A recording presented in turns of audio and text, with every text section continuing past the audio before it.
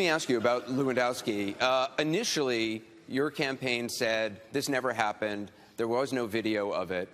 You came out and said you thought this person was perhaps making it up, this reporter. Lewandowski himself tweeted saying, I never met this reporter, I never touched this person.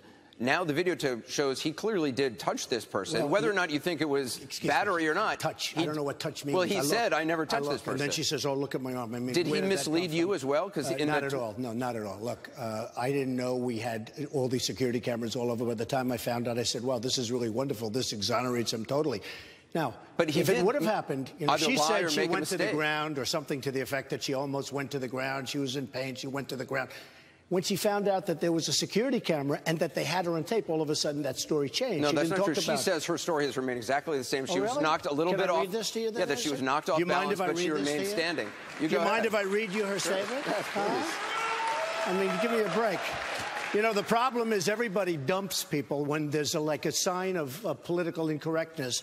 I'm just going to read, if I can find it. She said she was almost knocked off balance, but she said she was almost knocked off balance. Right? Here's what she said. You want to read it, or you want me to do it? You're a professional announcer. Why don't you read it? The bottom part. The bottom. Now, that's an exact quote from her prior to seeing the cameras, and now she says, oh, I better change my story, I guess. This quote says, I was jolted backwards. Someone had grabbed me tightly by the arm and yanked me down. I almost fell to the ground, but was able to maintain my balance nonetheless. I was shaken. Campaign managers aren't supposed to try to forcefully throw reporters to the ground. She did not know. She did not go down the ground. No, let me just say, okay, before she knows, folks, look, I'm a loyal person. I'm going to be loyal to the country. I'm going to be loyal to Wisconsin. We have to tell it like it is. It would be so easy for me to terminate this man, ruin his life, ruin his family. He's got 4 beautiful children in New Hampshire, ruin his whole everything, and say you're fired, okay? I fired many people, especially in The Apprentice. But look what she says, Michelle Fields, who, by the way, she's not a baby, okay? In her own words, exactly, I was jolted backwards. Well, she wasn't. I mean, she's standing there. Someone had grabbed me tightly by the arm, and yanked me down. She wasn't yanked down. She was like, she didn't even have any expression. If somebody in this audience gets whacked or gets hurt, including me, you get hit a little bit, you go, wow, there's no emotion. Okay, wait a minute. I almost fell to the ground. I almost fell to the ground. She didn't almost fall to the ground. He got in her way. And by the way, she was grabbing me. Am I supposed to press charges against her? Oh, my arm is hurting. Anderson, my arm is just killing me. It's never been the same. You've suggested you might. Excuse me. I didn't suggest. Well, yeah, you did. I tweeted. No, I tweeted. Well, I asked a tweet is a suggestion. Should I press charges? Are you going to? Sure.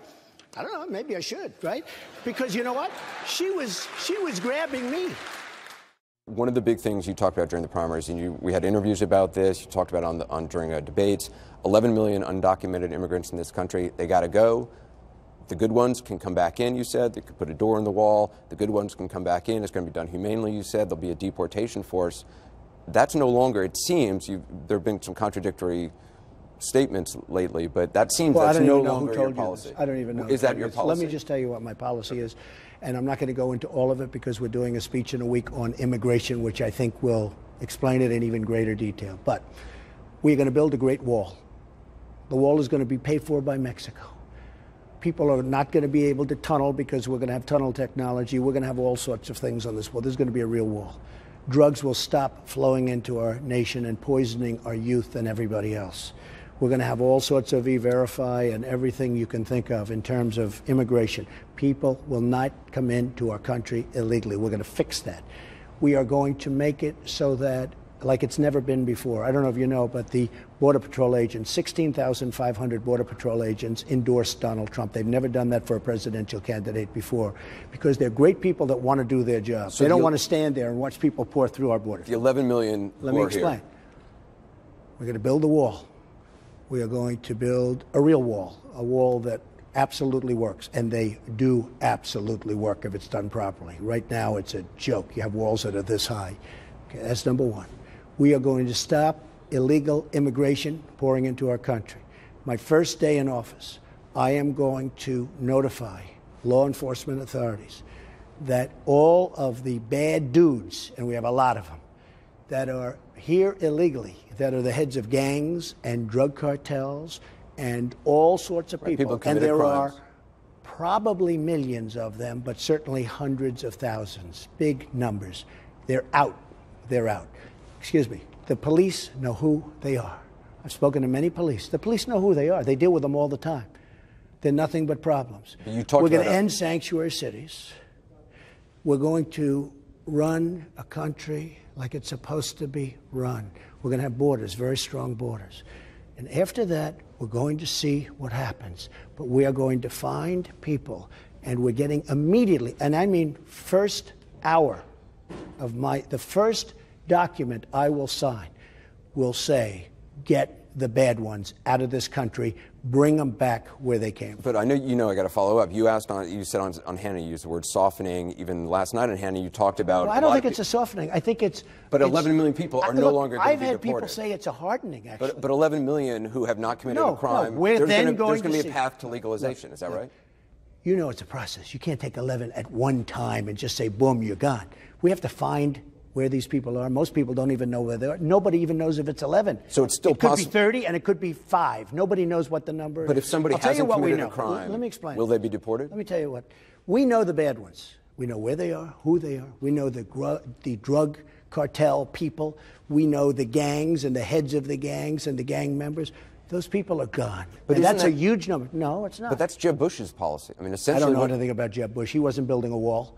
Jeb Bush wasn't building a wall. Jeb Bush wasn't making strong borders. And I'm not knocking Jeb Bush, but I was with him for a long time. Right, but he was mocked for saying that, look, you can't deport 11 million people. It now seems like, I know you're not really focusing on it. First, I want to see what's going to happen. We're going to deport many people, many people. The vast majority of those 11 million are not criminals. Well, we don't know that. We're going to find out who they are. We have crime all over this country. If they haven't committed a crime, is there going to be a path to legalization? legalization? First thing we're going I'm talking about citizenship. No, there's not a path. There is no path to legalization. You talked about paying back taxes on Hannity. Unless people leave the country, well, when they come back in, if they come back in, then they can start paying taxes. So they still have to leave the country. But there is no path to legalization unless they leave the country and come back. So that means of the 11 million who are here, even if they haven't committed a crime. Well, you don't know. Again, you keep saying 11 million. You don't know what the number is. You know, millions of people. Many, that's the estimate. And using the existing laws of our country, millions of people are deported every year. Right. You know that, right? You know, people don't talk about that. It's Obama. They don't talk about that. Right. No, he's but you have a lot of people being deported. We're going to do that vigorously. We're going to go with the laws that are existing. But we're going to have a very strong border, and we're not going to have people pouring back in. And when these people, the drug lords and all of these guys that are thrown out, they're not coming back into the country. So if you haven't committed a crime and you've been here for 15 years and you have a family here, you have a job here, will you be deported? We're going to see what happens once we strengthen up our border. We're going to have a strong border, as strong as any border there is anywhere in the world. We're going to have a real wall. We're going to have tremendous protection, both technological protection and everything else. And then we're going to see what happens. But there is a very good chance the answer could be yes, we're going to see what happens. Before I do anything, I want to get rid of the bad ones, and there are a lot of them. I want to get rid of all of the bad ones, and we're going to do that. That'll be the single first order I sign. We're going to stop. Right now I'm in New Hampshire. You saw the crowd. You saw the enthusiasm. I won the primary in New Hampshire. The people of New Hampshire asked me one favor. Please, Mr. Trump, stop the drugs from coming across the southern border. You have heroin that's pouring across the southern border and destroying the youth and other people in New Hampshire and every other state. We're going to stop all drug traffic. It's not going to happen anymore. We're going to stop it. We're going to have a strong border. We're going to have a tremendous wall. We're going to have a wall that Mexico pays for, which will be very easy because they are making a fortune with us. The wall is peanuts compared to the money that they make. We are going to have a border again. We are not going to allow drugs to come into this country and poison our youth. And then we're going to see what happens. But there's no legalization. There's no amnesty. And if somebody wants to go legalization route, what they'll do is they'll go leave the country, hopefully come back in, and then we can talk. And one other thing. There are millions of people right now online trying to come into our country. It's very unfair to them, some of the rules, regulations, and policies that I've seen. These are millions of people that want to come into our country legally, and it would be very unfair to them. Much for that horrific day. I spoke to the heads of the sheriff department, the police department, and the state police down there, and they told us how their hearts were reeling. Their message is peace and coming together in the country. What's your message? You don't believe that for 1 minute, do you? That their message is? Yeah. That's what they said to me. Okay. Yeah, I believe them. Of course Any I believe them protests when they say over the that. deaths of these cops today in Baton Rouge? I don't know that. I don't know that. Any riots or protests over the police officers in Dallas, Texas? What are you asking? It's a pretty simple question. I asked you if what's your message to the people. Their message is one of peace. What is your message? My message has been clear from day one 2 years ago. This anti-cop sentiment from this hateful ideology called Black Lives Matter has fueled this rage against the American police officer. I predicted this 2 years ago. So what I want to know, okay, Sheriff. do I want to know? With all due respect, do you know that this was because of that? Yes, I do. As a law enforcement officer? I've been watching this for 2 years. I predicted this. This anti-police rhetoric sweeping the country has turned out some hateful things inside of people that are now playing themselves out on the American police officer.